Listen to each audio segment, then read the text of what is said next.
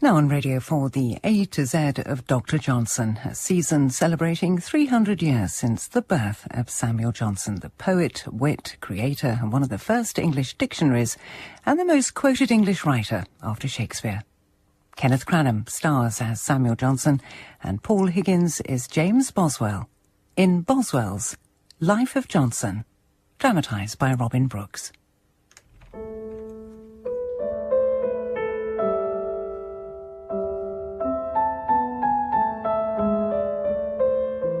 This must be ever remembered as a melancholy day, for it brought me the dismal news of my great and good friend, Dr. Samuel Johnson.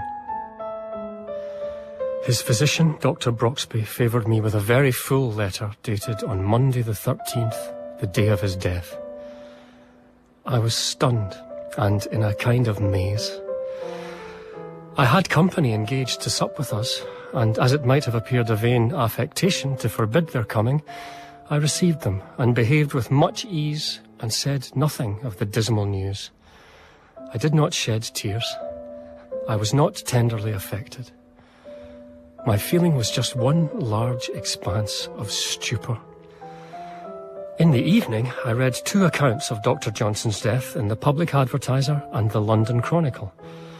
And I had a letter from my bookseller, Mr. Dilly, in the true spirit of the trade. Could you, dear sir, have an octavo volume of 400 pages of Dr. Johnson's conversations ready by February? You might be the editor of all Dr. Johnson's works and write his life. I am now uneasy to think that there will be considerable expectations from me of memoirs of my illustrious friend, but that habits of indolence and dejection of spirit would probably hinder me. Last night I dreamt that I was with my much respected friend, Dr. Johnson. I saw him distinctly, sitting in a chair opposite to me in his usual dress. He talked something which I do not perfectly recollect. My library is not in such order as I could have wished. Why not? I'm worried because death approaches. Oh. It is an awful thing to die. I was fully sensible that he had died some time before, yet had not the sensation of horror as if in the presence of a ghost. There, sir, is the difference between us. You have got happily over. Do not weep. My dear sir, pray for me. If I am to write it, I must go over my logbook. My journal kept de die in diem, to when we first met 20 years ago, and I no more than 20 years old.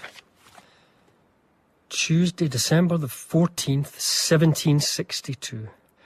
I have been walking about with a healthful, stout body and a cheerful mind, in search of a woman worthy of my love, and who thinks me worthy of hers. I had forgot this. In this view, I have now called several times for a handsome actress of Covent Garden, Louisa. Louisa. I had quite forgot. This not to the purpose. She was in a pleasing undress and looked very pretty. Where is Johnson? Thursday the 16th of December. In the afternoon, I went to Louisa's. We talked of love. I was a little bashful. I hope, madam, you are at present a single woman. Yes, sir. And your affections are not engaged? They are not, sir. But this is leading me into a strange confession. I assure you, madam, my affections are engaged. Are they, sir? Yes, madam, they are engaged to you. Oh, sir. Madam, from the first time I saw you, I admired you. I was quite happy to be here. Oh, well, sir, you are welcome here as often as you please. But what of Johnson? I met him in this month, surely this month. Or the next. 18th December. I then went to Louisa's. I was really in love. I felt a warmth in my heart which glowed in my face. Ah, here we are. At night, I went to Mr. Thomas Davies' shop and sat a while. I told him that I wanted much to see Johnson. I very much wish to see Dr. Johnson. Huh? I have read his poem, London, and his dictionary, and his novel, Rasselas. But it is his essays in the Rambler. Oh, the Rambler. I read them aloud every night. I read them with delight and instruction, and I have the highest reverence for their author. It has grown up in my fancy into a kind of mysterious veneration by figuring to myself a state of solemn, elevated abstraction in which I suppose him to live in this immense metropolis. He teaches me how to live. Elevated and somewhat testy, owing perhaps to the fact that the world does not treat him with your reverence. But he's the king of letters. He is the king of Grub Street. How does he live? He has narrow lodgings on Temple Lane. His wife is dead. She was much older, and they did not suit, but when she died, he grieved for her. He has companions, an odd menagerie of broken-winged creatures, a doctor friend who drinks, his wife's old companion, Mrs. Desmoulins, a blind lady, Mrs. Williams, a black manservant, Frank Barber. What little money he gets from his labour, he lays out on these, and it is little, despite his fame. Is it true he is working on an edition of a Shakespeare? Sir, if you'll dine with me, you may ask him yourself. If you dare. Tomorrow, if you please. So, tomorrow. How's this? 19th of December. I dined at Louisa's. I'm in a bad humour this evening. Oh, alas, my dear Louisa, why so? There was a person who professed the greatest friendship for me. I applied for their assistance, but was shifted. Oh, it was such a trifle. But pray, what was this favour? Might I know? Well, sir, there is a person sent to me for a trifling debt. I was a little confounded here. I did not know what she might call a trifling sum. I half resolved to say no more. Pray, madam, what was the sum? Only 2 guineas, sir. Madam, there they are for you. Oh, sir.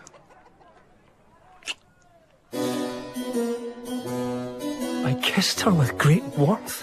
I did not meet him on the 19th then. When did I? Oh, I cannot trust myself. My memory will not serve. I have lost all heart for the project. How do you go with your book, Mr. Boswell? Your account of your great friend? Whenever it is finished, I shall take the liberty to present it to your Majesty. But when are we to have it? Sir, your Majesty, a little ago, remarked that people were sometimes in too great a hurry before they had collected facts. I mean to avoid that fault, and shall take time, as I mean to give a very full account of Dr. Johnson. There will be many before you. I wish first to see them all, sir. There will be many foolish lives first. Do you make the best? I shall do as well as I can, sir. I believe you knew him more intimately than any man. He was very good to me, sir, and I was very forward with him. I shall be in no hurry. Monday, the 16th of May, 1763. Mr. Thomas Davies increased my impatience more and more to see the extraordinary man whose works I highly valued. At last, when I was sitting in Mr. Davies' back parlour, after having drunk some tea with him, Dr. Johnson unexpectedly came into the shop. Oh, you know he has much prejudice against the Scotch. Mr. Davies, don't tell where I... Mr. Johnson, may I present Mr. James Boswell from Scotland? Mr. Johnson, I do indeed come from Scotland, but I cannot help it. This speech was somewhat unlucky, for with that quickness of wit for which he was so remarkable, he seized the expression "come from Scotland," which I had used in the sense of being of that country, rather as if I had said that I had come away from it or left it. To come from Scotland, sir, is what a great many of your countrymen cannot help. This stroke stunned me a good deal. Tommy. Won't you sit down, sir? Thank you. What do you think of Garrick? He's refused me an order for the play for Miss Williams because he knows the house will be full and that an order will be worth 3 shillings. Of course, he's... sir, I cannot think Mr. Garrick would grudge such a trifle to you. Mr. Boswell. Mr. Boswell, I have known David Garrick longer than you have done, and I know no right you have to talk to me on the subject.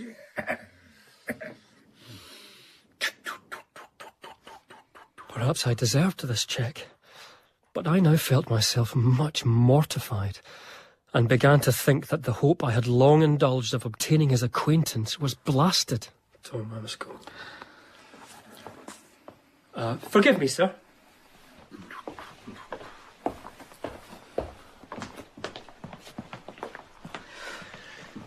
His dogmatical roughness of manner is disagreeable. There is a roughness in his manner, but there is no ill nature in his disposition. He gave me 2 hard blows. Don't be uneasy. He's very slovenly in his dress. I can see he likes you very well. He's old. He's 54 or 5. He is strange.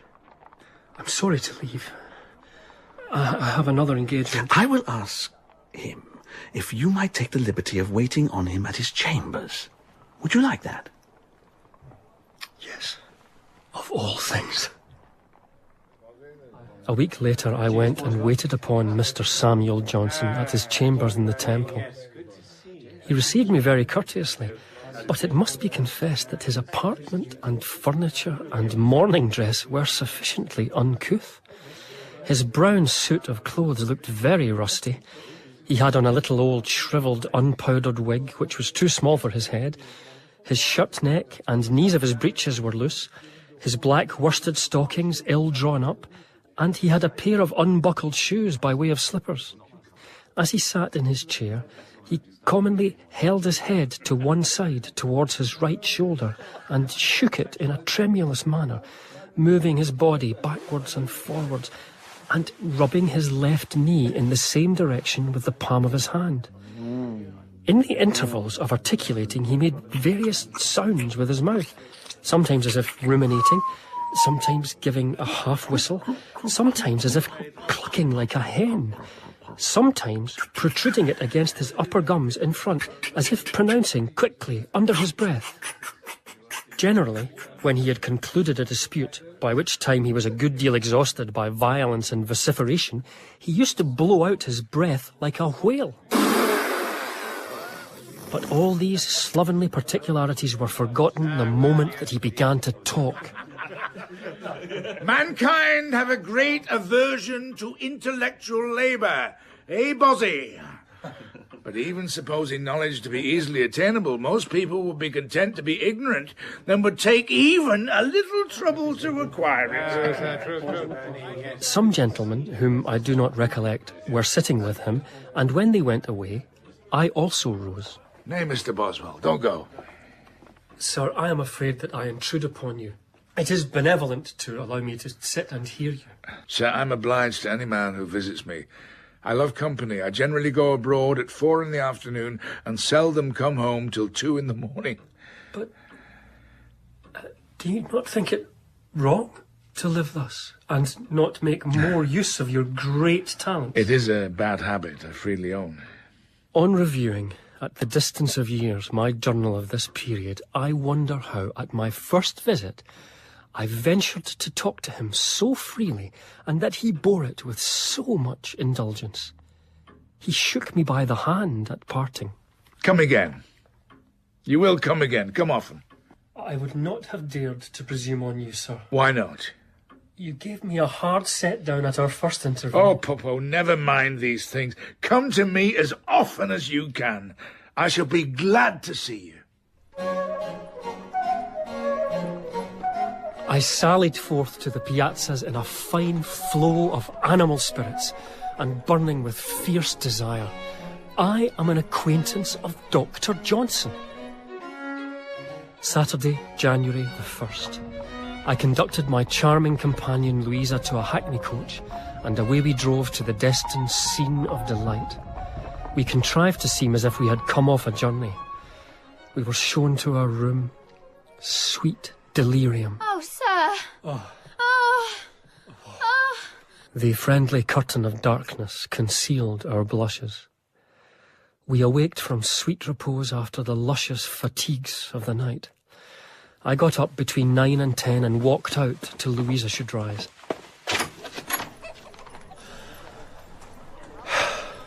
I patrolled up and down Fleet Street, thinking on London, the seat of Parliament and the seat of pleasure, and seeming to myself as one of the wits in King Charles II's time. Thus was this conquest completed to my highest satisfaction.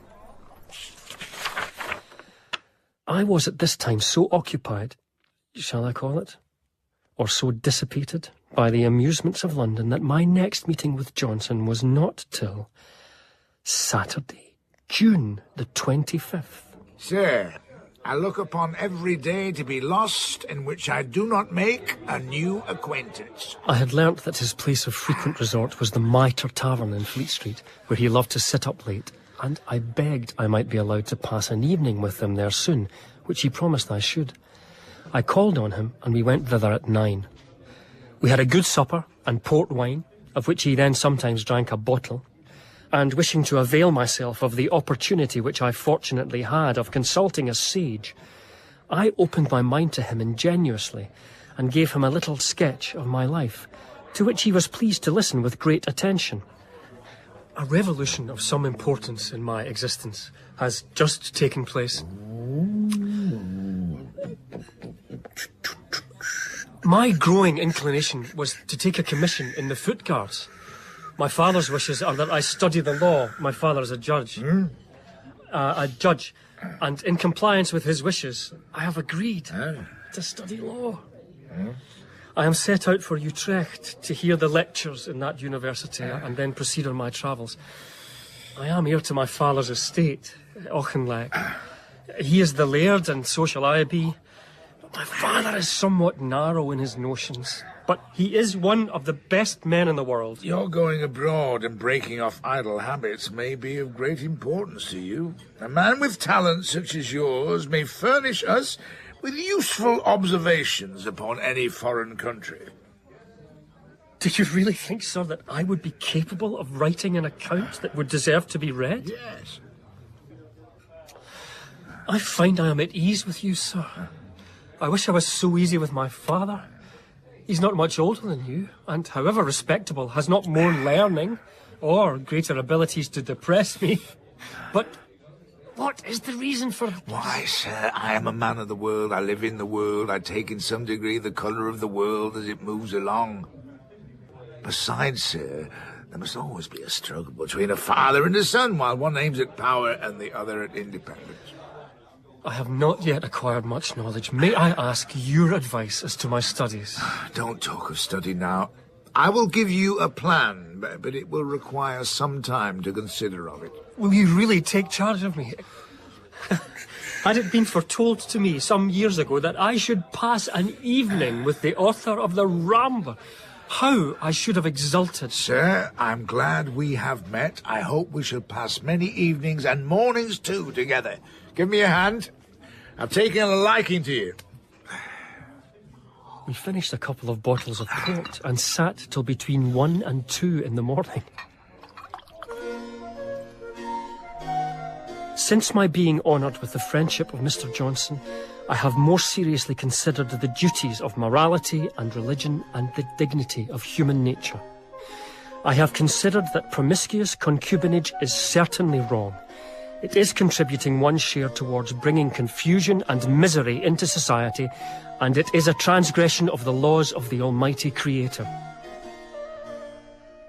I then went to Louisa and was permitted the rights of love with great complacency, yet I felt my passion for Louisa much gone. I felt a degree of coldness for her. A licentious love is merely the child of passion. Tuesday the 18th of January. I this day began to feel an unaccountable heat in the members of my body sacred to Cupid, very like a symptom of that distemper with which Venus, when cross, takes it into her head to plague her votaries. Signor Gonorrhea. Do you know I have been very unhappy since I saw you? How so, sir? Why, I am afraid that you don't love me so well, nor have not such a regard for me as I thought you had. Nay, dear sir. Pray, madam, have I no reason? No, indeed, sir, you have not. Have I no reason, madam? Pray, think. Sir, Pray, madam, in what state of health have you been in for some time? Sir, you amaze me. I have but too strong, too plain reason to doubt of your regard. I have for some days observed the symptoms of disease, but was unwilling to believe you so very ungenerous. But now, madam, I am thoroughly convinced. Sir, I protest I know nothing of the matter. Madam, I have had no connection with any woman but you these 2 months. I was with my surgeon this morning, who declared I had got a strong infection, and that she from whom I had it could not be ignorant of it. Madam, you have used me very ill. Surely I place some confidence in you. I'm sorry that I was mistaken. Sir, I will confess to you that about 3 years ago I was very bad. But for these 15 months I've been quite well. And for these 6 months I've had to do with no man but yourself. But by God, madam, I have been with none but you, and here I am, very bad. Well, sir, by the same solemn oath, I protest that I was Madam, ignorant I wish of much it. to believe you, but I own I cannot upon this occasion believe a miracle. Sir, I cannot say more to you. I shall lose your esteem. I shall be hurt in the opinion of everybody, and in my circumstances. What the devil does the confounded jilt mean by being hurt in her circumstances? This is the grossest cunning, but I won't take any notice of that at all. Madam, you need not be afraid. I give you my word of honour that you shall not be discovered. Sir, is it being more generous than I could expect? Madam, your most obedient servant. She is in all probability a most consummate dissembling whore. Let me here apologise for the imperfect manner in which I am obliged to exhibit Johnson's conversation at this period. In progress of time, when my mind was, as it were, strongly impregnated with the Johnsonian ether, I could, with much more facility and exactness, carry in my memory and commit to paper the exuberant variety of his wisdom and wit. He recommended to me to keep a journal of my life. Full and unreserved.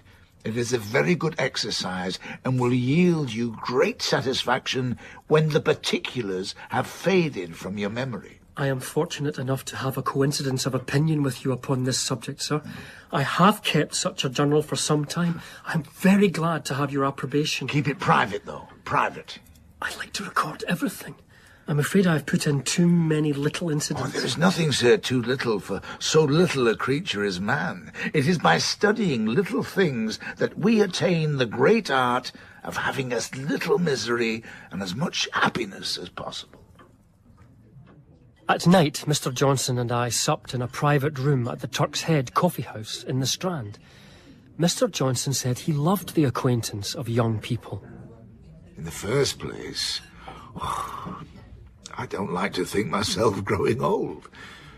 In the next place, young acquaintances must last longest if they do last. And then, sir, young men have more virtue than old men. They have more generous sentiments in every respect. I love the young dogs of this age. They have more wit and humour and knowledge of life than we have. Oh, sir. But then the dogs are not so good scholars. Sir, in my early years, I read very hard. It is a sad reflection, but a true one, that I knew almost as much at 18 as I do now. My judgment, to be sure, was not so good, but I had all the facts. Am I a young dog, sir? Are you? I confess, sir, I am much afflicted with melancholy. It is hereditary in our family. At times I grow indolent and careless and cannot fix to anything. I myself have been greatly distressed with melancholy. Sometimes I've been obliged to fly from study and meditation to the dissipating variety of life. May I now beg you again for advice as to my method of study at Utrecht? Come, let us make a day of it. Let us go down to Greenwich and dine and make a day of it there. By all means. You want it, sirs? You're a big man, sir. No, no, my girl, it won't do. Oh, and how you, little un? Me, madam? No, madam. If you say so. Poor woman. They lead a wretched life. Yes. Much more misery than happiness, upon the whole, is produced by illicit commerce between the sexes. Do you not agree, sir? Yes. Oh, yes, sir. Thursday the 3rd of February. I was not so well as yesterday. I was somewhat morose. I therefore wrote Louisa the following letter. Madam, my surgeon will soon have a demand upon me of 5 guineas for curing the disease which you have given me. I must therefore remind you of the little sum which you had of me. I have been very bad, but I scorn to upbraid you. I think it below me. If you are not rendered callous by a long course of disguised wickedness, I should think the consideration of your deceit and baseness, your corruption both of body and mind, would be a very severe punishment. I desire no mean evasions. I want no letters. Send the money sealed up. I have nothing more to say to you, James Boswell. The following Saturday was fixed for my excursion with Dr. Johnson to Greenwich. We took a sculler from the Temple stairs. Tide's on the turn, sir. We'll be there in good time for your worship's dinner. Do you really think, sir, that a knowledge of Greek and Latin languages is an essential requisite to a good education? Most certainly. Please to sit still, sir. You're a rock in the bar. I beg pardon? Most certainly, sir. For those who know them have a very great advantage over those who do not. Nay, sir, it is wonderful what a difference learning makes upon people, even in the common intercourse of life, which does not appear to be much connected with it. And yet people go through the world very well and carry on the business of life to good advantage without learning. Why, that may be true in cases where learning cannot possibly be of any use. For instance, this boy rows us as well without learning as if he could sing the song of Orpheus to the Argonauts. Thank you, sir. Remember the scholar, sir? What would you give me, my lad, to know about the Argonauts? The Argonauts? Sir, I would give what I had. Good answer. This is for you. Oh, thank you, sir. A desire of knowledge is the natural feeling of mankind, and every human being whose mind is not debauched will be willing to give all that he has to get knowledge. Mary Jane Lowestoft. It was a very fine day. Lively lass, south. We were entertained with the immense number and variety of ships that were lying at anchor, and with the beautiful country on each side of the river. I was much pleased to find myself with Johnson at Greenwich, which he celebrates in his poem, London, as a favourite scene. I had the poem in my pocket, and read the lines aloud with enthusiasm. On Thames's banks in silent thought we stood, where Greenwich smiles upon the silver flood. Pleased with the seat which gave Eliza birth, we kneel and kiss the consecrated earth. In silent thought, Mr. Boswell. Here we are, gents. Right, thank you, sir. Thank you. Afterwards he entered upon the business of the day, which was to give me his advice as to a course of study. We walked in the evening in Greenwich Park. Is not this very fine? Yes, sir. But not equal to Fleet Street. I have no exquisite relish of the beauties of nature. I am more delighted with the busy hum of men. You are right, sir. We concluded the day at the Turk's Head Coffee House very socially. When do you set out for Holland? On Friday, sir. I must see thee out of England. I will accompany you to Harwich. I could not find words to express what I felt upon this unexpected and very great mark of his affectionate regard. This forenoon, a maid from Louisa left a packet for me. It was most carefully sealed up, but was not addressed. I opened it up and found my 2 guineas returned without a single word written. I felt a strange kind of mixed confusion. I resolved to think no more on the matter. On Friday, August the 5th, I set out with Dr. Johnson early in the morning in the Harwich stagecoach. A fat, elderly gentlewoman seemed the most inclined among us to conversation.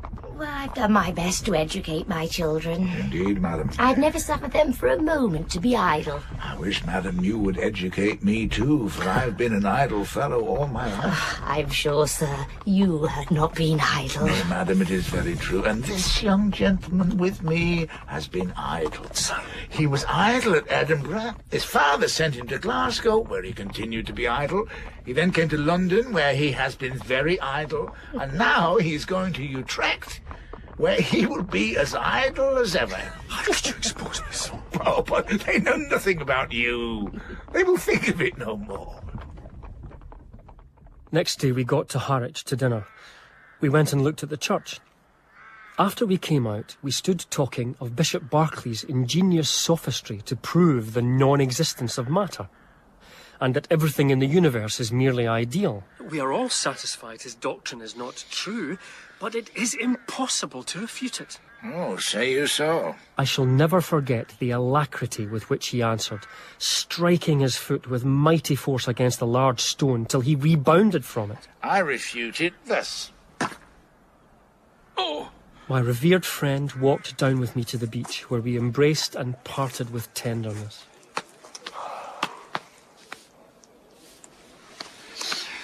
I hope, sir, you will not forget me in my absence. Nay, sir, it is more likely you should forget me than that I should forget you. As the vessel put out to sea, I kept my eyes upon him for a considerable time, while he remained rolling his majestic frame in his usual manner. And at last I perceived him walk back into the town, and he disappeared. 22nd of October, Utrecht. Inviolable plan to be read over frequently. You have got an excellent heart and bright parts. You are born to a respectable station in life. You are bound to do the duties of a laird of Auchinleck. For some years past you have been idle, dissipated, absurd and unhappy. Johnson has furnished you with principles of philosophy and piety to support the soul. You are now resolved to make reparation by rational and prudent conduct. Sunday, the 23rd of October. Too jocular, and talked of self, particularly of hooring. In 1764 and 65, it should seem that Dr. Johnson was so busily employed with his edition of Shakespeare as to have had little leisure for any other literary exertion, or indeed even for private correspondence. He did not favour me with a single letter for more than 2 years. But on Thursday, 13th of February, 1766, I made my return to London and went immediately to Johnson. Bossie! Come to my arms! I ask your blessing. Oh! Dear Bossie, you have 25 years, and you have employed them well. Oh, no, I have not. History, mathematics, law. Why, sir, though you may know no science so well as to be able to teach it, and no profession so well as to be able to follow it, your general mass of knowledge renders you capable. This was enough for me. That night I supped with him at the Mitre, that we might renew our social intimacy at the original place of meeting. But there was now a considerable difference in his way of living. Having an illness in which he was advised to leave off wine, he had, from that period, continued to abstain from it, and drank only water or lemonade. Oh, you've kept very good company abroad. Wilkes and Rousseau. My dear sir, you don't call Rousseau bad company. Do you really think him a bad man? Sir, if you are to talk jestingly of this, I don't talk with you. If you meant to be serious, I think him one of the worst of men, a rascal who ought to be hunted out of society for his immorality. I don't deny, sir, but that his novel may perhaps do harm, but I cannot think his intention was bad. Sir, that will not do. We cannot prove any man's intention to be bad. You may shoot a man through the head and say you intended to miss him, but the judge will order you to be hanged. Rousseau, sir, is a very bad man. I would sooner sign the sentence for his transportation than that of any felon who has gone from the Old Bailey these many years. Yes, I should like to have him work in the plantations. Sir, do you think him as bad a man as Voltaire? Well, it's difficult to settle the proportion of iniquity between them. Oh, my dear Bossy, let us have no more of this. It's extremely disagreeable to me. You will make nothing of this argument. I had rather you'd whistle me a Scotch tune.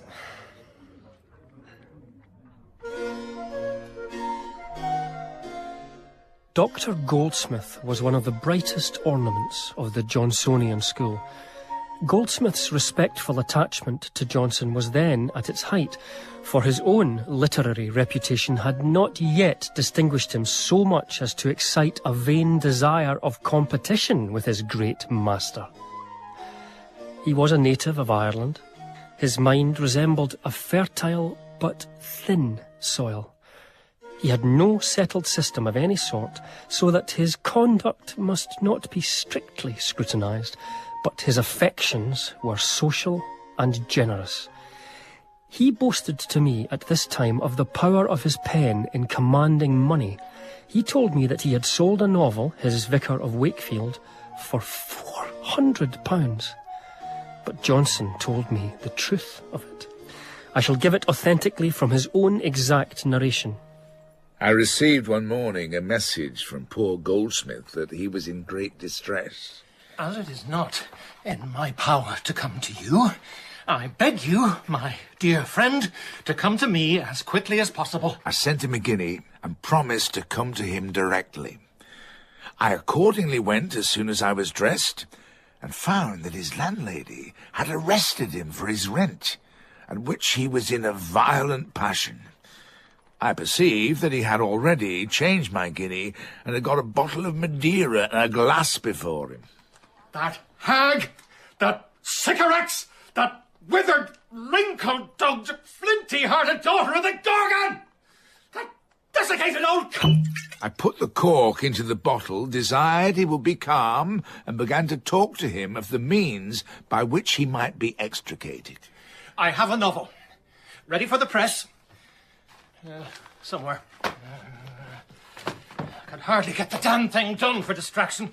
Bailiffs without and that harpy within! Here. No, that's the damnation. No, here it is. Here. I looked into it and saw its merit. Told the landlady I should soon return, and having gone to a bookseller, sold it for £60.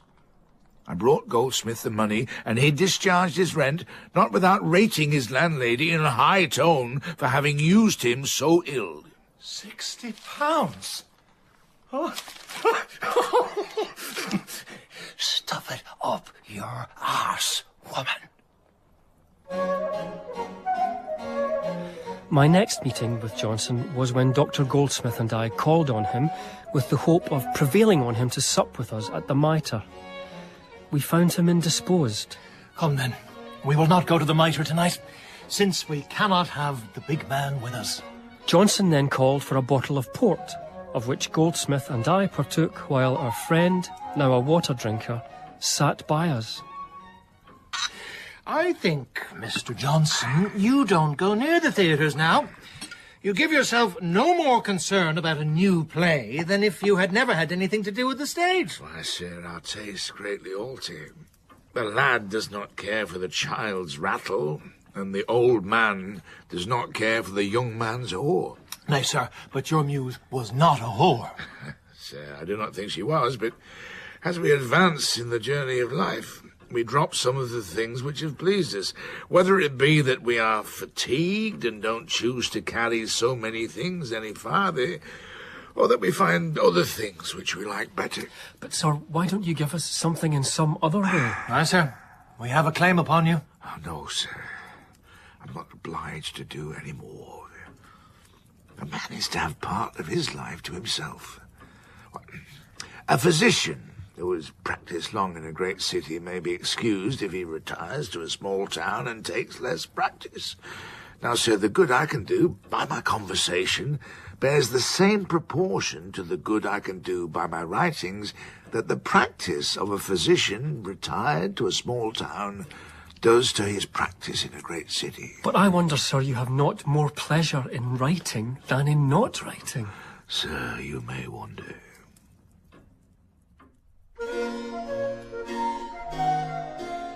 In February 1767, there happened one of the most remarkable incidents of Johnson's life, which gratified his monarchical enthusiasm and which he loved to relate with all its circumstances when requested by his friends. This was his being honoured by a private conversation with His Majesty in the library at the Queen's house. He had frequently visited those splendid rooms and noble collection of books, and Mr. Barnard, the librarian, took care that he should have every accommodation that could contribute to his ease and convenience. His Majesty, having been informed of his occasional visits, was pleased to signify a desire that he should be told when Dr. Johnson came next to the library. Accordingly, the next time that Johnson did come, His Majesty said he was at leisure and would go to him. Dr. Johnson! Your Majesty? I understood you come sometimes to the library. Sir. Are there better libraries at Oxford or at Cambridge, do you think? I believe the Bodleian is larger than any they have at Cambridge, sir. Ah, the public library. Are you now writing anything? I am not, sir. I've pretty well told the world what I know. And now I must read to acquire more knowledge. I suppose you must have read a great deal. I think more than I read, sir. I read a great deal in the early part of my life, but I fell into ill health and then was not able to read much. I do not think you borrow much from anybody. I think I've already done my part as a writer, sir. I should have thought so too, if you had not written so well.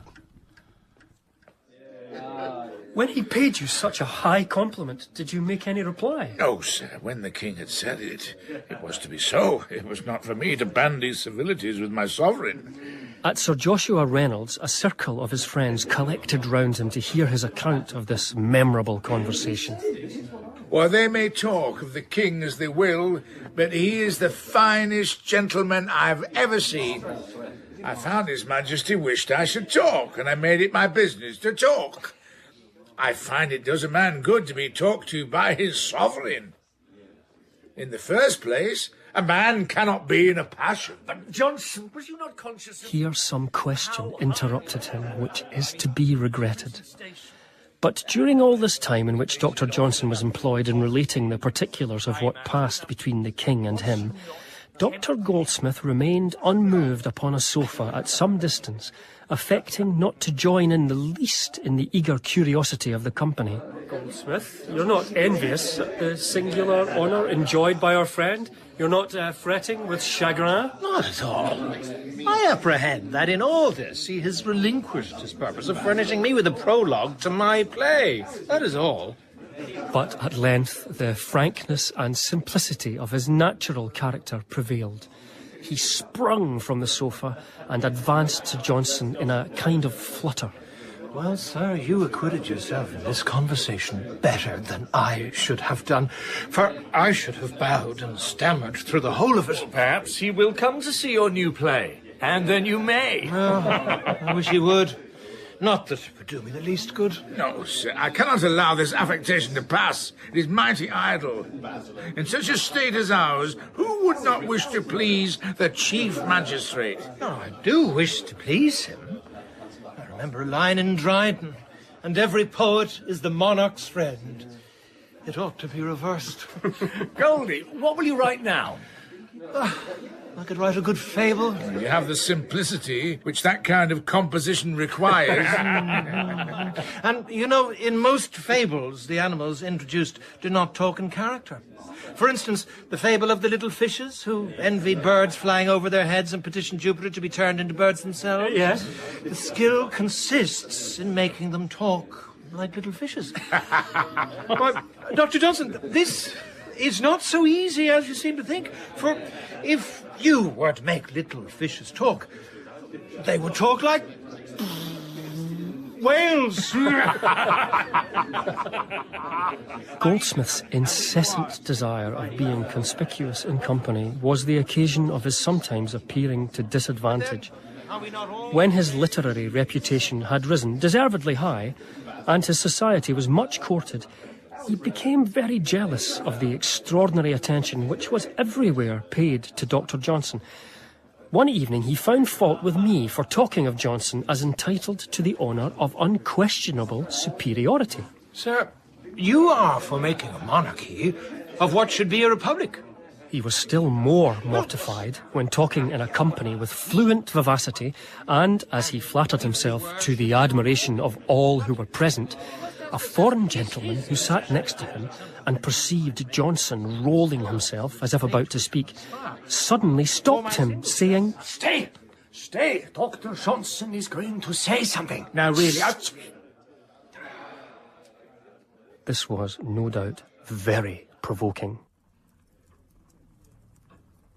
The ease and independence to which Dr. Johnson had at last attained by royal favour increased his natural indolence. In his meditations, he thus accuses himself. Good Friday. I have made no reformation. I've lived totally useless, more sensual in thought, more addicted to wine and meat. My indolence has sunk into grosser sluggishness. My thoughts have been clouded with sensuality. A kind of strange oblivion has overspread me, so that incidents and intelligence pass over me without leaving any impression. This is not the life to which heaven is promised. About this time he was afflicted with a very severe return of the hypochondriacal disorder which was ever lurking about him.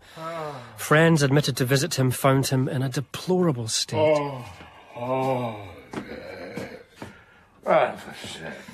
Talking to himself was indeed one of his singularities ever since I knew him. He had another particularity, some superstitious habit, which he had contracted early. This was his anxious care to go out or in at a door or passage by a certain number of steps from a certain point. 1, 2, 3, 4. And when he had neglected or gone wrong in this sort of magical movement, I have seen him go back again to begin the ceremony, and, having gone through it, break from his abstraction, walk briskly on, and join his companion.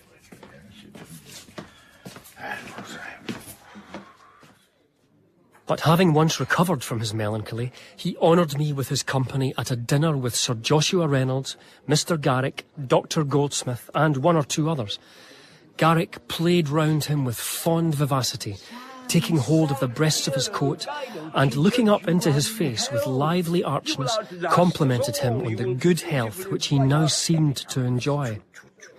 Goldsmith, to divert the tedious minutes, strutted about, bragging of his dress. Let me tell you, when my tailor brought home my bloom-coloured coat, he said, "Sir, I have a favour to beg you.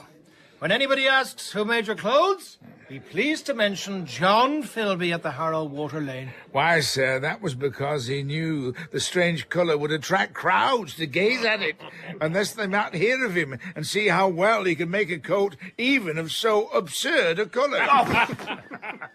During the following conversation, Goldsmith sat in restless agitation from a wish to get in and shine. Finding himself excluded, he had taken his hat to go away, but remained for some time with it in his hand, like a gamester who at the close of a long night lingers for a little while to see if he can have a favourable opening to finish with success. As I have said, Once when he was beginning to speak, But how is this? in the same manner, I maintain... he found himself overpowered by the loud voice of Johnson, who was at the opposite end of the table and did not perceive Goldsmith's attempt. Then, when Mr. Garrick was going to speak, Johnson uttered some sound, which led Goldsmith to think that he was beginning again. Sir, we have heard you patiently for an hour. Pray allow us to hear this gentleman. Sir, I was not interrupting the gentleman. I was only giving him a signal of my attention. Sir, you are impertinent. After this, Goldsmith did not take his leave, but sat silently. Goldie is quiet. He is brooding over your reprimand. Is he so? Then I'll make him forgive me. Dr. Goldsmith. Sir. Something passed today between you and I. I ask your pardon. It must be much from you, sir, that I take it ill. And so at once the difference was over, and they were on as easy terms as ever, and Goldsmith rattled away as usual. After dinner, when we were alone, I mentioned to him that I had seen the execution of several convicts at Tyburn.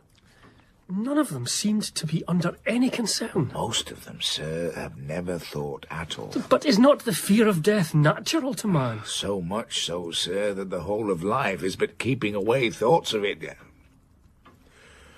I often meditate upon the awful hour of my own dissolution, and in what manner I should conduct myself upon that occasion. I know not whether I should wish to have a friend by me, or have it all between God and myself. David Hume said to me that he was no more uneasy to think that he should not be after this life than that he had not been before he began to exist. Sir, if he really thinks so, he is mad.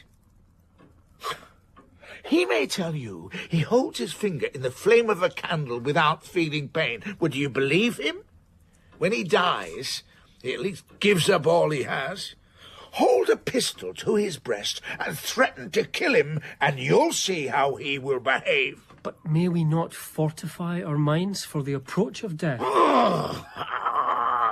I was in the wrong to bring before his view what he ever looked on with horror. His thoughts upon that awful change were in general full of dismal apprehensions. His mind resembled a vast amphitheatre. In the centre stood his judgment, which, like a mighty gladiator, combated those apprehensions that, like the wild beasts of the arena, were all around in cells, ready to be let out upon him.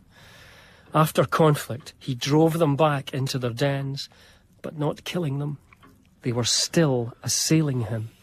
It matters not how a man dies, but how he lives. The act of dying is not of importance. It lasts so short a time. But, sir, a man knows it must be so and submits.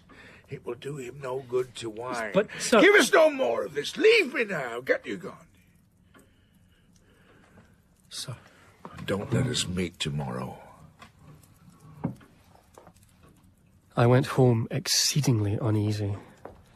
All the harsh observations which I had ever heard made upon his character crowded into my mind, and I seemed to myself like the man who had put his head into the lion's mouth a great many times with perfect safety, but at last had it bit off.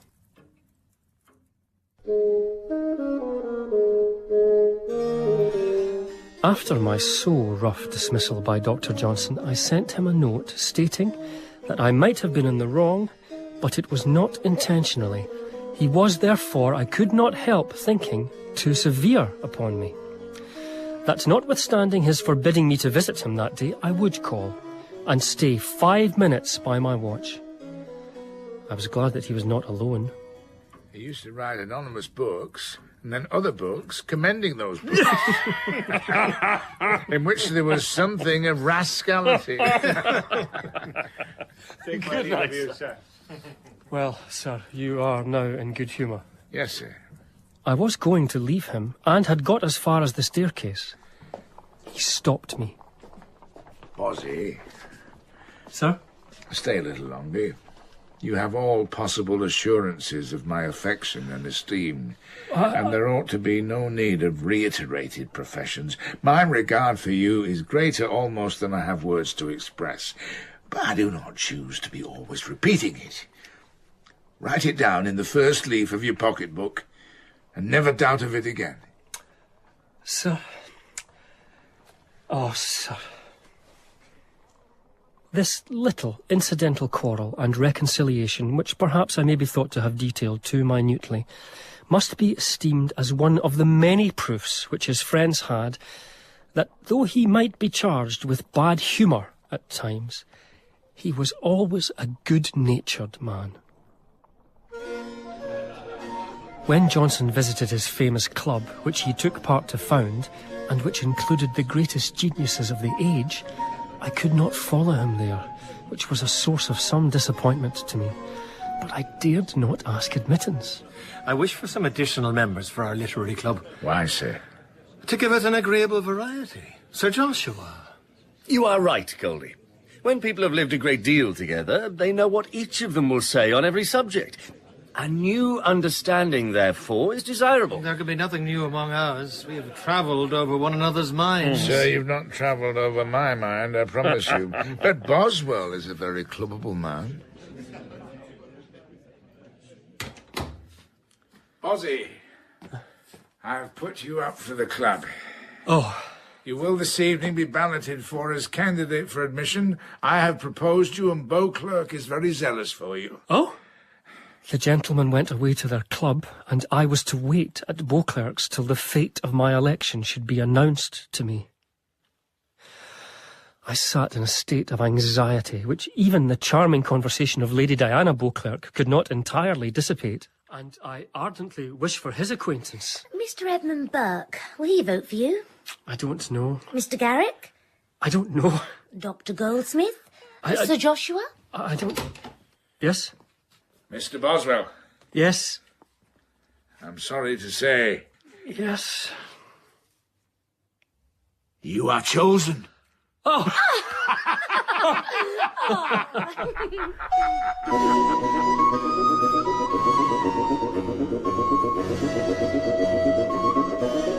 In Boswell's Life of Johnson, dramatised by Robin Brooks, James Boswell was played by Paul Higgins, Samuel Johnson by Kenneth Cranham, King George by David Hargreaves, and Louisa by Lizzie Watts. Davies was played by Philip Fox, Reynolds by Matt Addis, Goldsmith by Stephen Hogan, and Lady Beauclerk by Annabel Downer.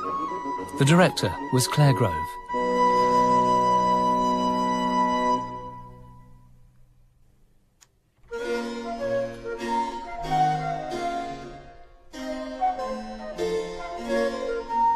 I am now to record a very curious incident in Dr. Johnson's life, which fell under my own observation. My desire of being acquainted with celebrated men had led me, much about the same time, to obtain an introduction to Mr. John Wilkes. Two men more different could perhaps not be selected out of all mankind. They had even attacked one another with some asperity in their writings, yet I lived in habits of friendship with both. I conceived an irresistible wish to bring Dr. Johnson and Mr. Wilkes together. How to manage it was a nice and difficult matter. My worthy bookseller, Mr. Dilly, had invited me to dine with Mr. Wilkes. Pray, let us have Dr. Johnson. What? With Mr. Wilkes? Not for the world. Dr. Johnson would never forgive me. Come, if you'll let me negotiate for you, I will be answerable that all shall go well.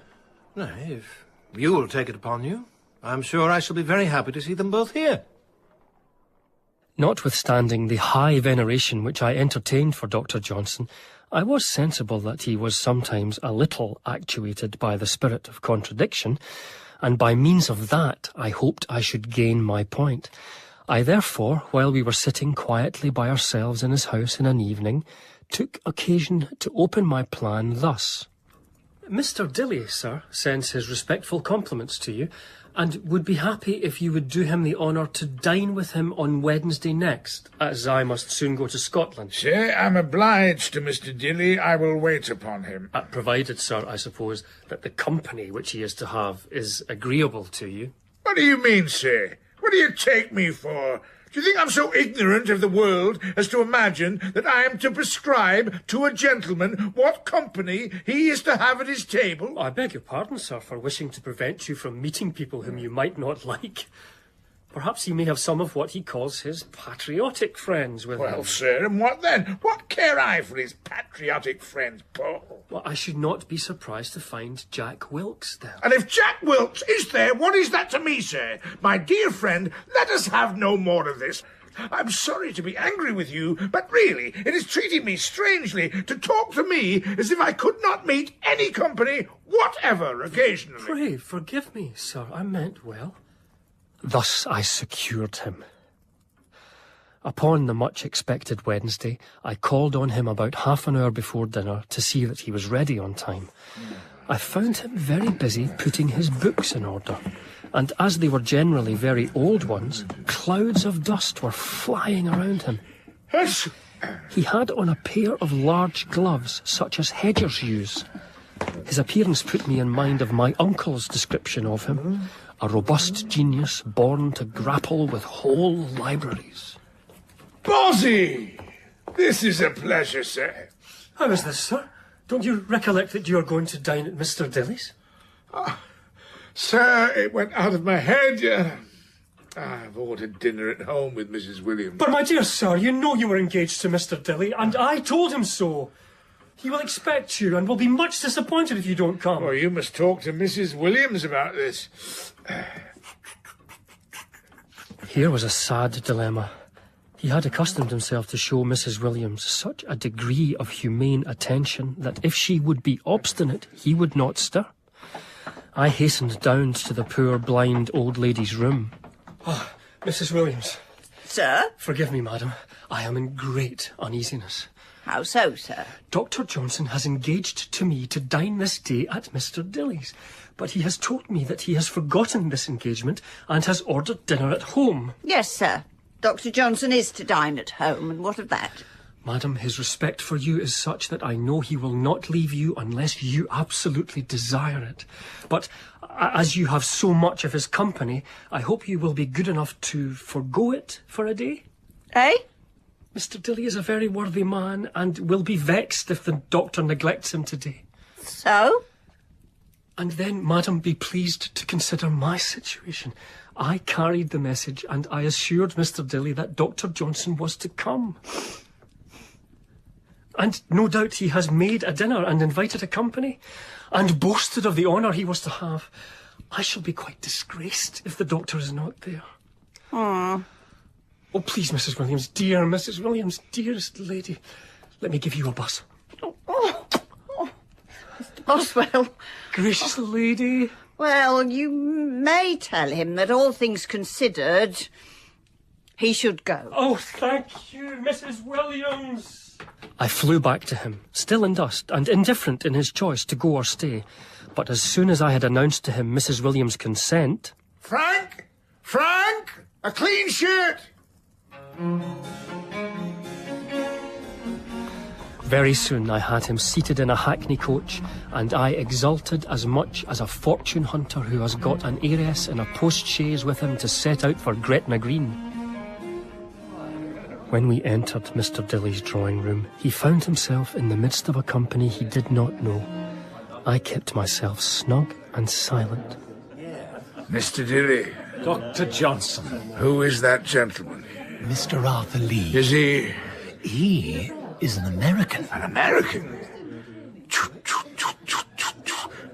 And who is that gentleman in lace? Mr. Wilkes, sir. Dinner is upon the table. Mr. Wilkes placed himself next to Dr. Johnson and behaved to him with so much attention and politeness that he gained upon him insensibly. Pray, give me leave to carve you some of this veal. Some fat, sir? A little of the stuffing, some gravy. Let me have the pleasure of giving you some butter. Allow me to recommend a squeeze of this orange. Or the lemon, perhaps, may have more zest. Sir, I'm obliged to you. Mr. Wilkes, sir, what do you think of Foote, the comedian? Merry Andrew, a buffoon. But he has wit, too, and is not deficient in ideas. Garrick's wit. Garrick's wit is under many restraints from which Foote is free. First time I was in company with Foote, having no good opinion of the fellow, I was resolved not to be pleased. It's very difficult to please a man against his will. I went on eating my dinner pretty sullenly, affecting not to mind him, but the dog was so very comical. I was obliged to lay down my knife and fork, throw myself back upon my chair, and fairly laugh it out. No, sir, he was irresistible. Say you so, sir. Mr. Boswell listens to your talk with great attention, Dr. Johnson. Oh, he has but two topics, himself and me, Mr. Wilkes, and I'm sick of both. Oh, well, that is no disrespect. Quite the opposite.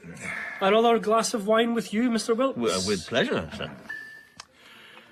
Every man is to take existence on the terms on which it is given to him. One man may drink wine and be nothing the worse for it. On another, wine may have effects so inflammatory as to injure him both in body and mind, and perhaps make him commit something for which he may deserve to be hanged. Do you mean me, sir? You do have a certain reputation, Mr. Boswell. What, as a drinker? As perhaps a biographer? I heard of an enterprising countryman of yours, Mr. Boswell, who's settled on the Mississippi and says he will make wine there. But it is a barren place. Why, sir, all barrenness is comparative. The Scotch would not know it to be barren. Oh, come, sir. You have now been in Scotland, and say if you did not see meat and drink enough there. Why, yes, sir, meat and drink enough to give the inhabitants sufficient strength to run away from home. Oh, you will jest. You must know, Mr. Wilkes, I lately took my friend Boswell and showed him genuine civilised life in an English provincial town. I turned him loose at Lichfield that he might see for once real civility. For you know he lives among savages in Scotland and among rakes in London. Except when he is with grave, sober, decent people like you and me. And we're ashamed of him. Oh, you will have your jest. They were quite frank and easy, and I did not resent their flights at my expense, but rather hugged myself at the success of my venture. In the evening, the company was entertained with tunes on the fiddle. While some of the tunes were played with no great skill, my frame was agitated, and I was conscious of a generous attachment to Johnson as my preceptor and friend, mixed with an affectionate regret that he was an old man, whom I should probably lose in a short time. I thought I could defend him at the point of my sword. My reverence and affection for him were in full glow. My dear sir, we must meet every year, if you don't quarrel with me. Nay, sir, you are more likely to quarrel with me than I with you.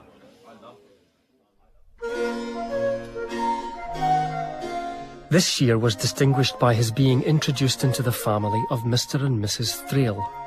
Mr. Thrale was one of the most eminent brewers in England and Member of Parliament for the borough of Southwark. How do you do? Mrs. Thrale was a woman of lively talents. So pleased, Mr. Boswell. The pleasure is mine, Mrs. Thrale. Johnson's introduction into the family, which contributed so much to the happiness of his life, was owing to her desire for his conversation. And to think, the great man in my little parlour, Mr. Boswell.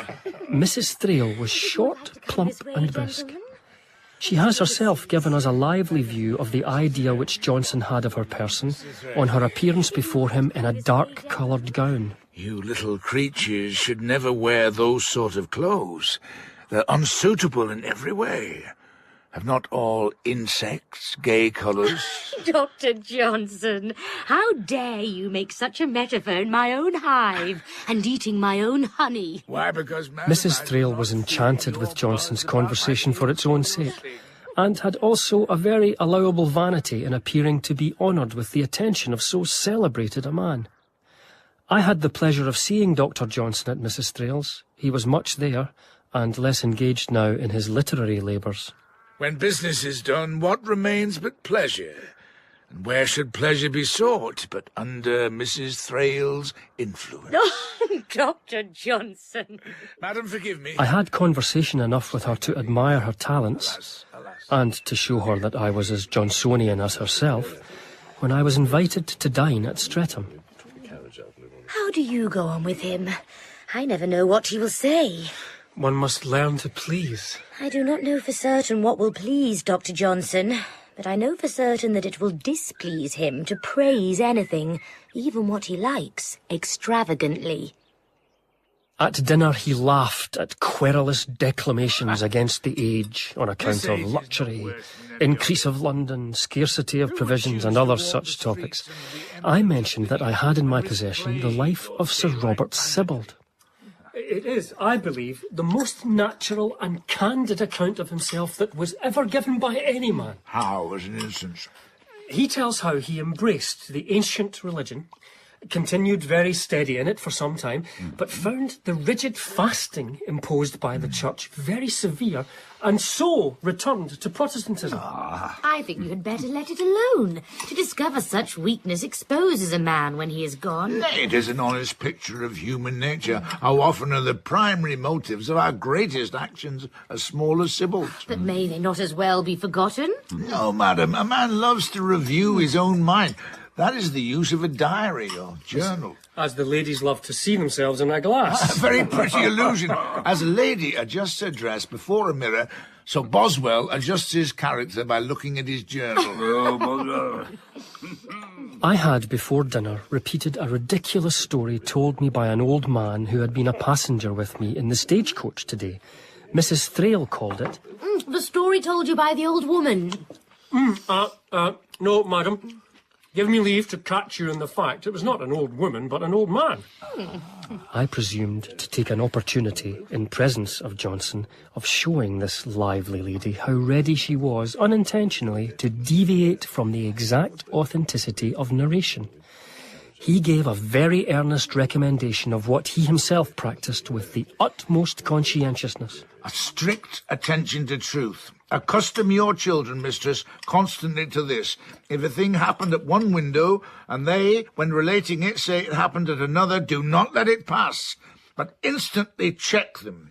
You do not know where deviation from truth will end. But little variations in narrative must happen 1,000 times a day, if one is not perpetually watching. Well, madam, you ought to be perpetually watching. It is more from carelessness about the truth than from intentional lying that there is so much falsehood in the world. Before a meeting of our celebrated club, we are all invited to dinner at the house of the Thrales. The drawing room, how rich! Garrick, Miss Hannah Moore, the blue stocking, our musical friend, Dr. Burney, our old friend Langton, Sir Joshua Reynolds, Mr. and Mrs. Thrale. I sat a little quiet and enjoyed the scene, the lustre in light and in genius. I went up to Garrick. Mr. Garrick. He hardly took notice. Ridiculous importance. But I sat down on the settee beside them. I was desirous of calling Johnson forth to talk and exercise his wit, and though I should take myself to be the object of it, I resolutely ventured to undertake the defence of convivial indulgence in wine, though he was not in the most genial humour. In vino veritas. A man who is well warmed with wine will speak truth. Why, sir, that may be an argument for drinking if you suppose men in general to be liars. But, sir, I would not keep company with a fellow who lies as long as he is sober, and whom you must make drunk before you can get a word of truth out of him. Drinking wine is a pleasure which I am unwilling to give up. Why, sir, there is no doubt that not to drink wine is a great deduction from life. Yeah. But it may be necessary. I require wine only when I am alone. I have then often wished for it and often taken it. By way of a companion, sir? To get rid of myself. Wine gives great pleasure, and every pleasure is of itself a good. Wine makes a man better pleased with himself, but the danger is he may be growing less pleasing to others. Wine gives a man nothing. It neither gives him knowledge or wit. It only animates a man and enables him to bring out what a dread of company has repressed. This may be good, or it may be bad. So wine is a key which opens a box, but the box may be full or empty. Well said, Mrs. Thrale. Nay, madam, conversation is the key. Wine is a picklock which forces open the box and injures it. A man should cultivate his mind so as to have that confidence and readiness without wine, which wine gives. The great difficulty of resisting wine is from benevolence. For instance, a good worthy man asks you to taste his wine, which he has had 20 years in his cellar. Sir, all this notion about benevolence arises from a man imagining himself to be of more importance to others than he really is. They don't care a farthing whether he drinks or not. But to please one's company is a strong motive. I won't argue with you any more, sir. You are too far gone. Well, I should have thought so indeed, sir, had I made such a speech as you have now done. Don't be angry. I did not mean to offend you. 2 years ago, Mr. Boswell swore to give up wine and become a water drinker. What became of that? You was my tempter, Mr. Garrick. Oh. You lured me back to the bottle. Well, had I made a resolution, been driven from it so, I should have hidden my head for a year. It gave the company a better opinion of you that you yielded, Mr. Boswell. Sir, there he was, drinking water with his book to take down our conversation. I do not approve. Let it be the law of the club, either drink or we'll search him that he mayn't have his book. If he won't let wine search him, we will. That is nonsense. As if I had a book and wrote in company and could not carry in my head. Carry in your head? I do not believe it. After dinner there was a very large company and a great deal of conversation. But owing to some circumstance which I cannot now recollect, I have no record of any part of it. And guess what that gentleman might be? Why, none other than our own Mr. Boswell. But there were several people there by no means of the Johnsonian school, so that less attention was paid to him than usual, which put him out of humour, and upon some imaginary offence from me, he attacked me with such rudeness that I was vexed and angry. Sir, I am a great friend to public amusements, for they keep people from vice. You, Bozzy, would have been with a wench had you not been here. Oh, I forgot you were married. I was so much hurt and had my pride so roused that I kept away from him for a week, and perhaps might have kept away much longer, nay, gone to Scotland without seeing him again. But the next week I dined with him in company with Mrs. Williams and Mrs. Desmoulins. I was reserved and silent, which I suppose he perceived. After dinner, when we were by ourselves, he drew his chair near to mine. Well, how have you done? Sir, you have made me very uneasy by your behaviour to me when we were last at the Thrales. You know, my dear sir, no man has a greater respect and affection for you, or would sooner go to the end of the world to serve you. You interrupted me. No, sir, I did not. But in any case, why treat me so before people who do not love me? Mrs. Thrale... Mrs. Thrale has a sincere regard for you. Well, I'm sorry for it. I'll make it up to you 20 different ways as you please. I said today to Sir Joshua, when he observed that you tossed me sometimes, I don't care how often or how high, when only friends are present, for then I fall upon soft ground.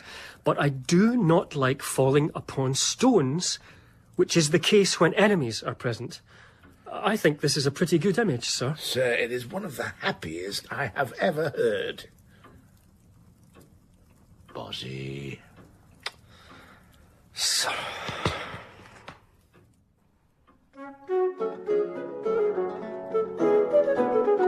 We surely cannot but admire the benevolent exertions of this great and good man, especially when we consider how grievously he was afflicted with bad health, and how uncomfortable his home was made by the perpetual jarring of those whom he charitably accommodated under his roof, despite his own very straitened means.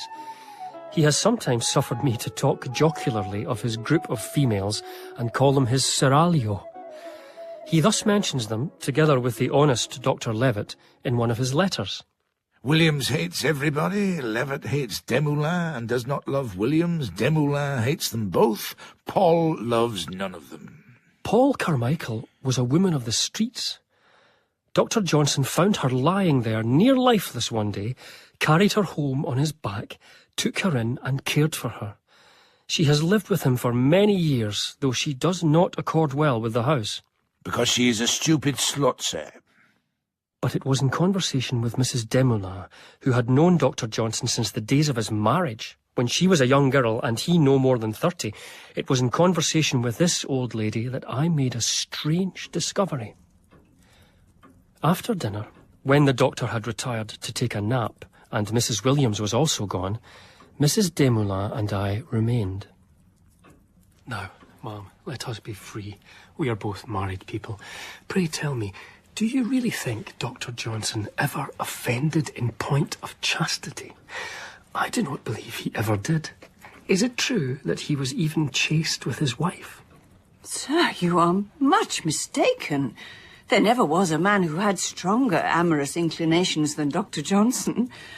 But he conquered them. I do not believe he ever has had any serious inclination for women. I do not believe his marriage was consummated. Nay, sir. Garrick knew it was consummated, for he peeped through the keyhole and behaved like a rascal. For he made the doctor ridiculous all over the county by describing him running round the bed after she'd lain down and crying, "I'm coming, my Tetsie! I'm coming, my Tetsie!" Oh, oh, oh, oh, oh. She was near 50 when the doctor married her, and he was only 22, and I believe she never had any love for him, but only to get money from him when he found a position. They did not sleep together for many years, but that was her fault. She drank, shockingly, and said she was not well and could not bear a bedfellow.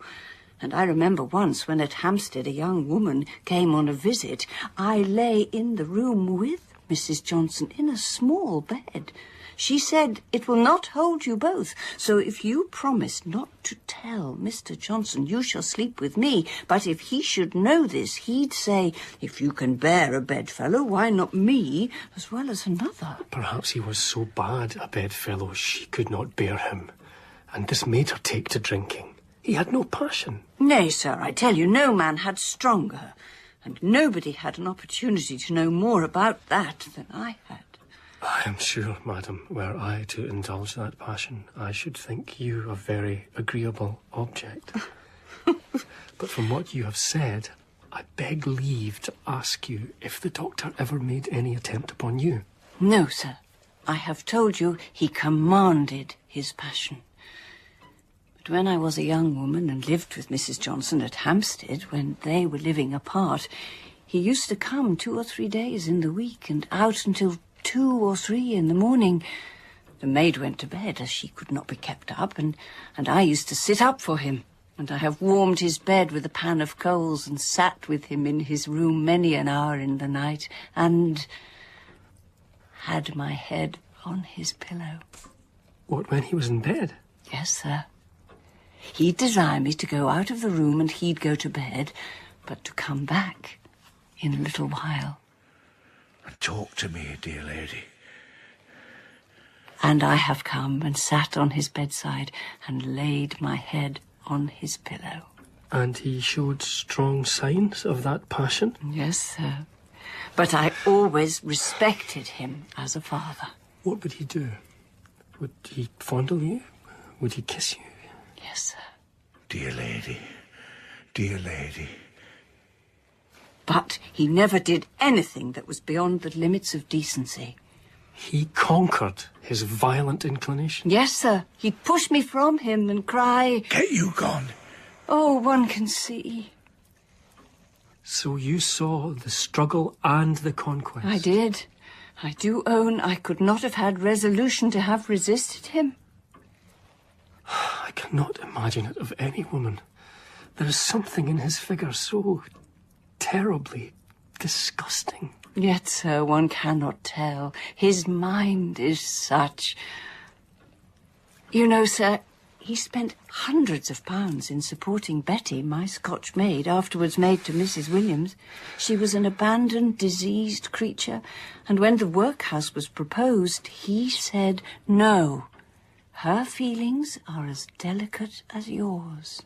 Strange.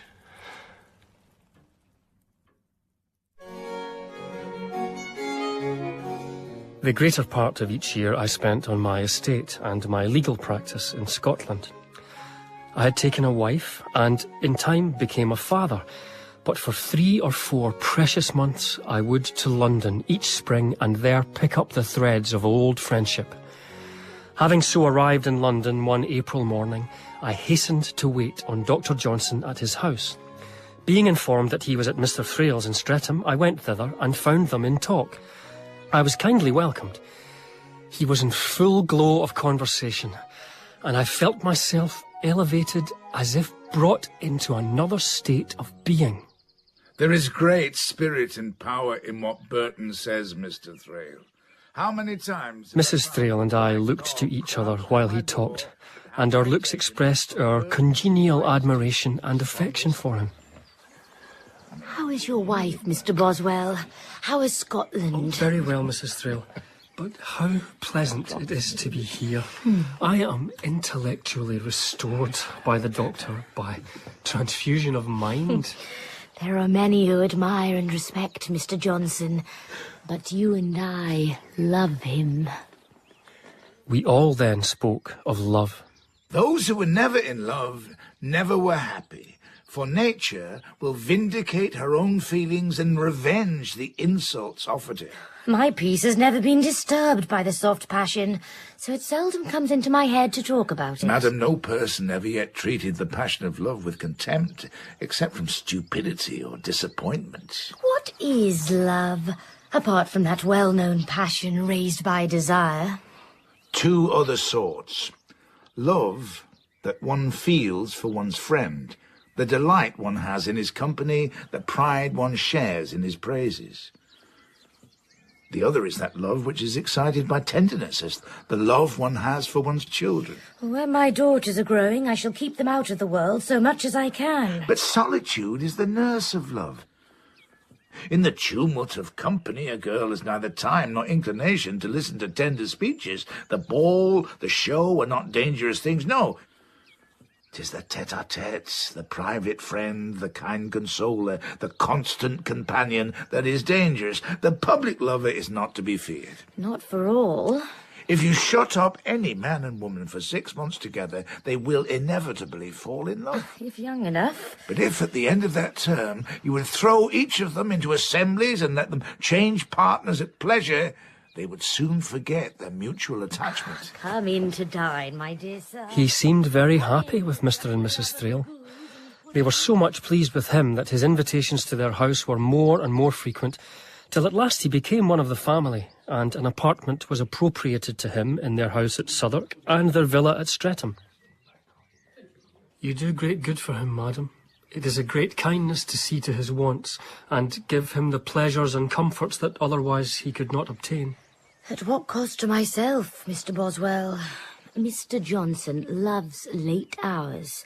Nothing is more terrifying to him than the idea of retiring to bed, which he never allows going to rest. As a result, I hurt my own health not a little by sitting up with him when I am myself far from well. I am forced by his vehement lamentations to sit quietly and make tea for him till 4 o'clock in the morning. He is frequently on the verge of a quarrel. "Have a care," he says. "The old line will not bear to be tickled."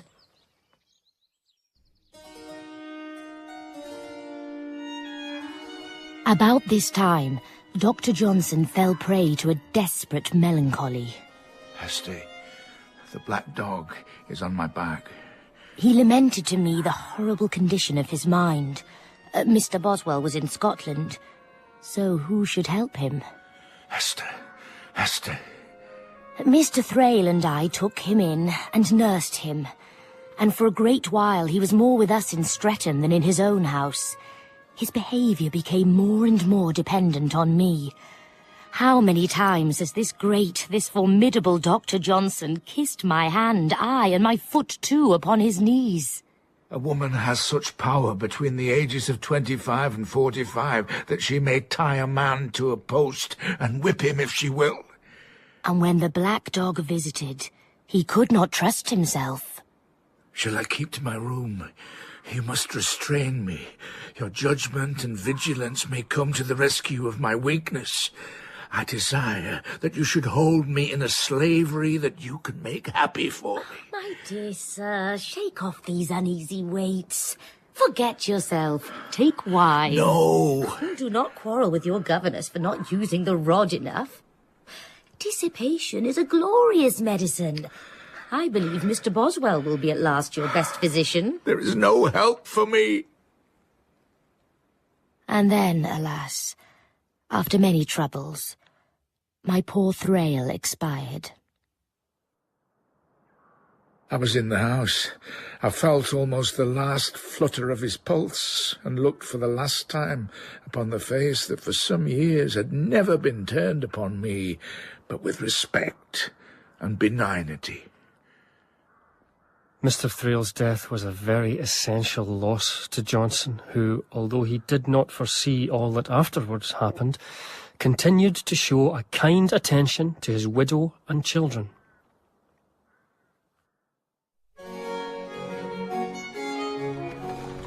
One day, as he was engaged to dine with Mrs. Thrale, I called on him and accompanied him in a hackney carriage. We stopped first at Workman's, the well-known toy shop in St. James Street, to which he had been directed, but not clearly, for he searched about some time and could not find it at first. To direct one to a corner shop is toying with one. I suppose you mean that as a play upon the word toy? It was the first time I heard him stoop to such sport. After he had been some time in the shop, he sent for me to come out of the coach. Come and help me choose a pair of silver shoe buckles. These I have are too small. Has this alteration been suggested by Mrs. Thrale? Oh.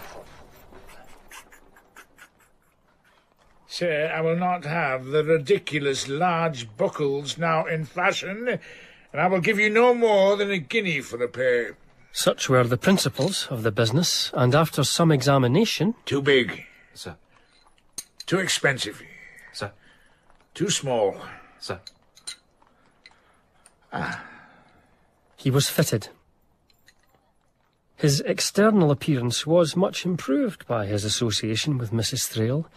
He got better clothes, and the dark colour from which he never deviated was enlivened by metal buttons. Had I not known him better, I would have thought he dressed himself like a lover. On Friday, June the 21st, I was glad to find him at Mrs. Thrale's house. I was shown into the room still kept for him. I'm glad you have come.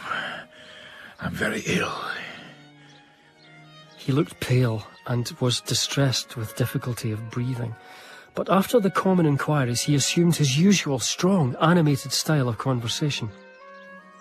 He sent a message to acquaint Mrs. Thrale that I was arrived. I had not seen her since her husband's death. She soon appeared and favoured me with an invitation to stay to dinner. I'm very glad you have come, Mr. Boswell, for I'm going to Bath, and I should have been sorry to leave Dr. Johnson before you came. This seemed to be attentive and kind, and I, who had not been informed of any change, imagined all to be as well as formerly. He was little inclined to talk at dinner, and went to sleep after it, but when he joined us in the drawing-room he seemed revived, and was again himself. For conversation, there must, in the first place, be knowledge. There must be materials. In the second place, there must be a command of words. In the third place, there must be imagination to place things in such views as they are not commonly seen. Oh, Mrs. Thrale, for shorthand, to take this time. In the fourth place, there must be presence of mind. But you carry it all in your head, Mr. Boswell. A long head is as good as shorthand. And a resolution that is not to be overcome by failures. This last is an essential requisite. But the death of Mr. Thrale had made a very material alteration with respect to Johnson's reception in that family. The manly authority of the husband no longer curbed the lively exuberance of the lady, and as her vanity had been fully gratified by having the colossus of literature attached to her for many years, she gradually became less assiduous to please him. Whether her attachment to him was already divided by another object, I am unable to ascertain, but it is plain that Johnson's penetration was alive to her neglect or forced attention. My lawsuit with Lady Salisbury turns out worse than I could have dreamed on. I must go abroad to save money. Mr. Piozzi will be our guide. Signor Piozzi, the music master? He's not... He is a native. He is the dearest, kindest man. To show Italy to my girls and be showed it by him has long been my dearest wish. For how long? It shocks me to leave you. Piozzi? I mentioned the matter to my eldest daughter, whose prudence and solid judgment, unbiased by passion, is unequalled. She approves the scheme and means to partake it, though she is perfectly aware that temptations might arise to prevent me from ever returning. Signor Piozzi? He is an angel. He is so much below you. He is so much above his situation by his abilities. So amiable, so honourable. So much below you in birth, madam. So is almost every man I know. I wish you well. There is no mercy for me in this island.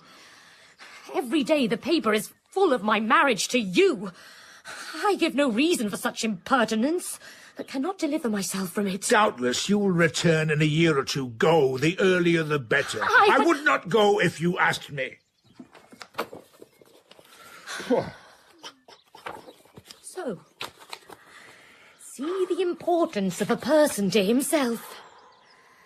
I fancy Dr. Johnson could not live without me, forsooth, as we have now lived together for so long, and I have so fondled him and waited on him in sickness and in health, not a bit on't. He feels nothing in parting with me, nothing in the least, but thinks it is a prudent scheme and goes to his book, as usual. Oh, this is philosophy and truth. I begin to see now that your connection with me was merely an interested one. You loved Mr. Thrale, I believe, but only wished to find in me a careful nurse and humble friend for his sick and lounging hours. The persecution I endure from men who want to marry me is another reason for my desiring to be gone. I wish to marry none of them. Except for Piozzi. I really thought you could not have existed without my conversation. But you care more for my roast beef and plum pudding, which you now devour too dirtily for endurance. And since you are glad to get rid of me, I'm sure I have good cause getting rid of you.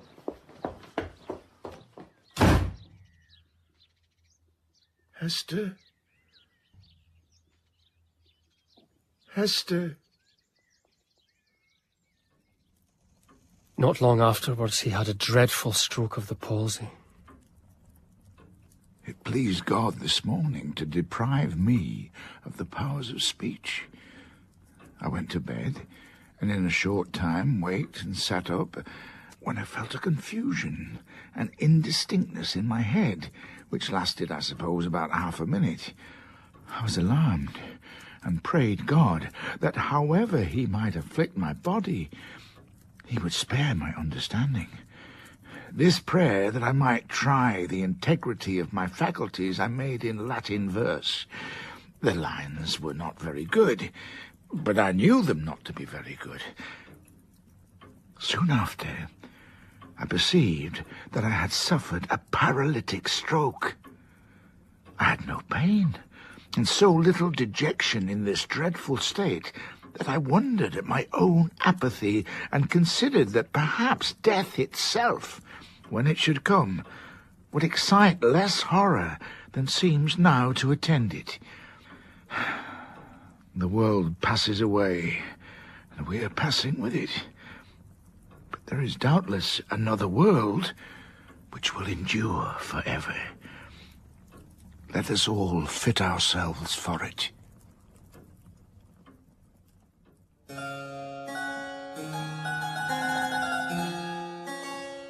Now I am come to the last year of the life of Samuel Johnson. On Wednesday, May the 5th, I arrived in London and sat a part of the evening with him by ourselves. He talked of Mrs. Thrale with much concern. Oh, she has done everything wrong since Thrale's bridle was off her neck. I hear she's perhaps to be married. Oh, no. Poor Thrale's death was untimely. If he had had his full term, there would have been none of this. But the death of our friends might be a consolation against the fear of our own dissolution. How so? Because we might have more friends in the other world than in this. Well, how can a man know where his departed friends are, or whether they will be his friends in the other world? How many friendships have you known formed upon principles of virtue? Why, sir, our own... Most friendships are formed by caprice or by chance, mere confederacies in vice or leagues in folly. Would you say this of your own friends? Langton may go to heaven, and he's an old and dear friend. I know not who will go to heaven if Langton does not. Edmund Burke? Yes, sir, but Mr. Burke has not the evangelical virtue of Langton. Burke, I'm afraid, would not scruple to pick up a wench. Yes, well, if that were the sticking point... When I fell ill, I desired Mr. Langton to tell me sincerely in what way he thought my life was faulty. Did you so? And did he? Sir, he brought me a sheet of paper on which he had written down several texts from Scripture recommending Christian charity. And when I questioned him what occasion I'd given for such a thing, all that he was saying was that I had sometimes contradicted people in conversation. Now, what harm does it do to any man to be contradicted? I suppose he meant the manner of doing it. Eh? Roughly and harshly. And who is the worse for that? It hurts people. Huh? People of weak nerves. I know no such people. But it is well if a man has nothing heavier on his conscience than having been a little rough in conversation. Huh? After dinner, we talked of forms of prayer. I know of no good prayers but those in the Book of Common Prayer. I wish, sir, you would compose some prayers for us. I will not compose prayers for you, sir, because you can do it for yourself. But I have thought of selecting some and prefixing a discourse on prayer. I pressed him to execute this plan, but he seemed to be a little displeased at the manner of my importunity. I know not what time God will allow me in this world. There are many things which I wish to do. I never was more serious about anything in my life. Let me alone, I'm overpowered. And then he put his hands before his face and reclined for some time upon the table. I'm afraid I may be one of those who shall be damned. What do you mean by damned? Sent to hell, sir, and punished everlastingly. Dear sir, do you have so much upon your conscience? I was an undutiful son. I was disobedient. I once refused to attend my father to Uttoxeter market. Pride was the source of that refusal, and the remembrance of it was painful. A few years ago, I desired to atone for this fault. I went to Uttoxeter in very bad weather and stood for a considerable time bareheaded in the rain on the spot where my father's bookstall used to stand. In contrition I stood, and I hope the penance was expiatory. From the subject of death, we passed to the discourse of life, whether it was upon the whole more happy or miserable. Misery, sir. I'm decidedly for the balance of misery. It seems strange, sir, that you, who have so often delighted the company by your lively and brilliant conversation, should say you were miserable. Alas, it is all outside. I may be cracking my joke and cursing the sun. Sun, how I hate thy beams.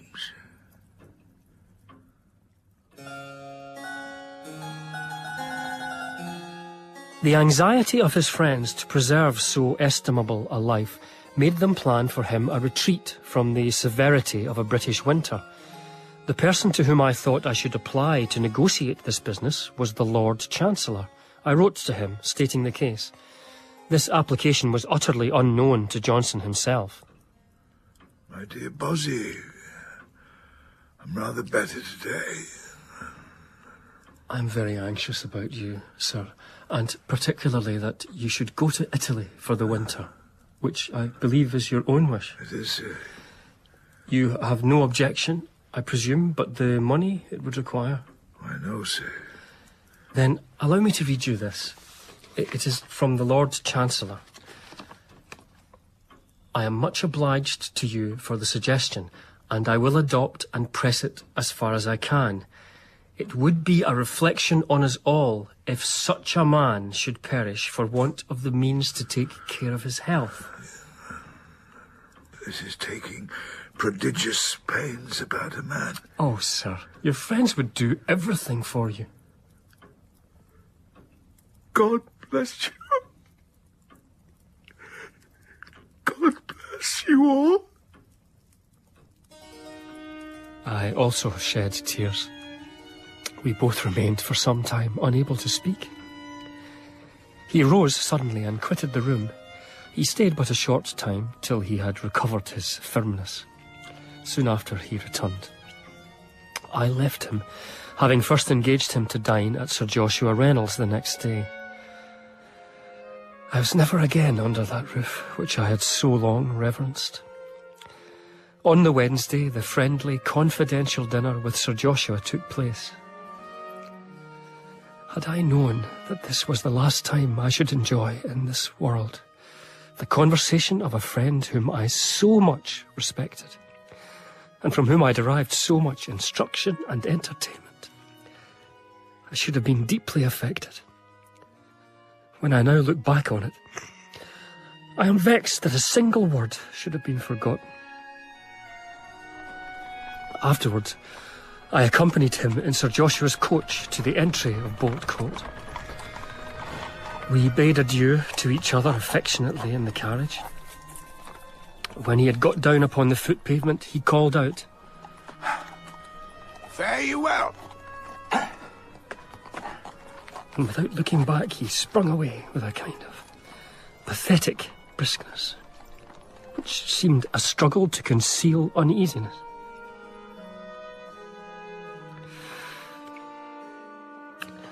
Our application to the Lord Chancellor was not successful.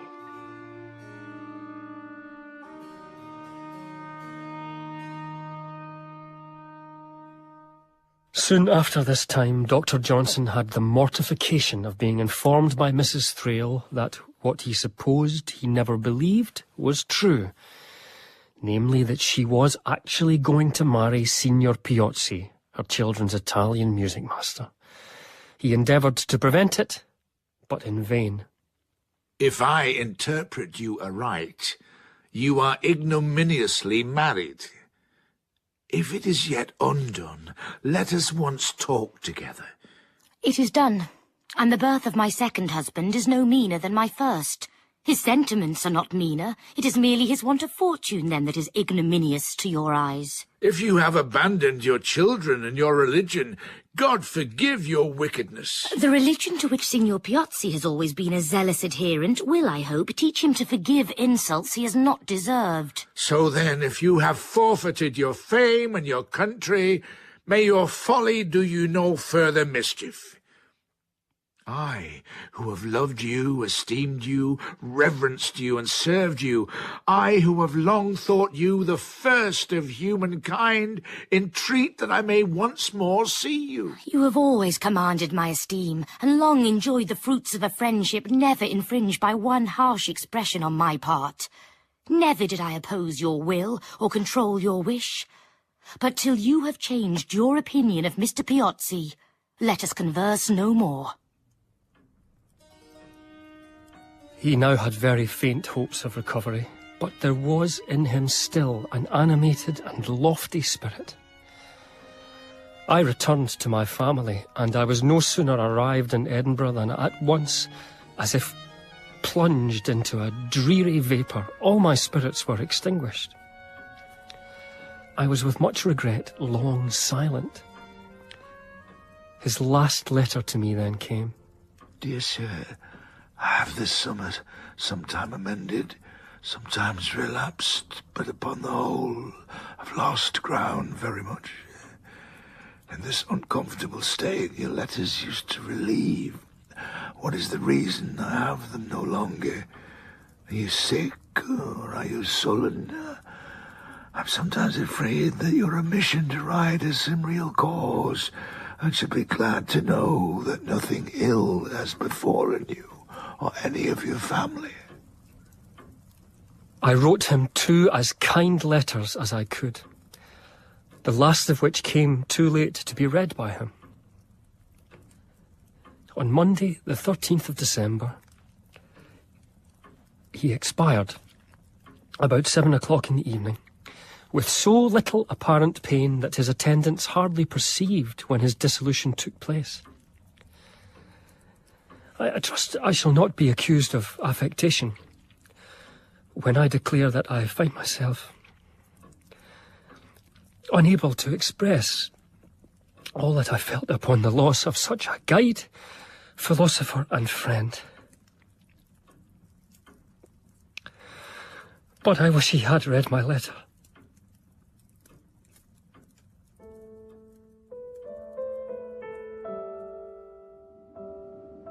I dreamt that I was with my much-respected friend, Dr. Johnson. I saw him distinctly, sitting in a chair opposite to me in his usual dress. It is an awful thing to die. I was fully sensible that he had died some time before, yet had not the sensation of horror as if in the presence of a ghost. There, sir, is the difference between us. You have got happily over. Do not weep. My dear sir, pray for me.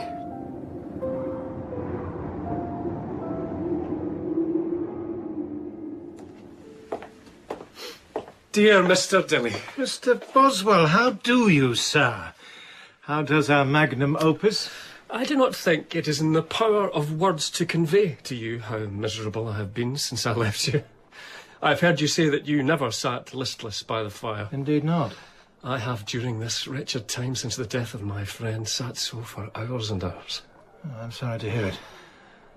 I feel myself a poor, forlorn being with no permanent vigour of mind, no friend that can enable me to advance myself in life. And for immediate feelings, added to ennui and self-upbraiding, I am again unfortunate enough to have a sore of a certain nature, contracted, I think, from a young woman on Monday fortnight, which gives me great pain and alarm. My dear sir. And my fortune is sadly encumbered. Then would you not be wise to accept my 1,000 guineas for your Life of Johnson? How can I, in all conscience? You will overprint. The curiosity about Johnson is now only in our circle. I have above 100 pages of insertions yet to be written, besides his death and 37 letters. I go sluggishly about it. I cannot decide. Your work is perfectly new and perfectly excellent. Take our 1,000 guineas and let me write the advertisement. We will get no profit. The public will be disappointed. It has been preparing so long. I will make enemies. I've done it poorly. Sir. Oh, I miss him, Charles.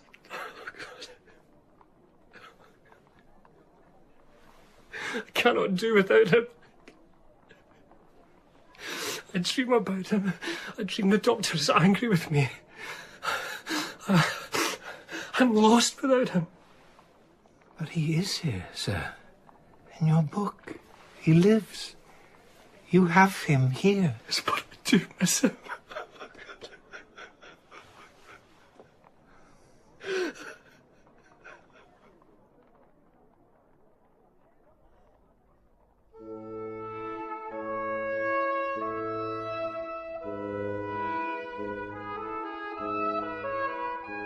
In the second part of Boswell's Life of Johnson, dramatised by Robin Brooks, James Boswell was played by Paul Higgins, Samuel Johnson by Kenneth Cranham, Hester Thrale by Annabel Dowler, and Garrick by David Hargreaves. Mrs. Desmoulins was played by Susan Jameson, Wilkes by Philip Fox, Reynolds by Matt Addis, and Dilly by Stephen Hogan. The director was Claire Grove.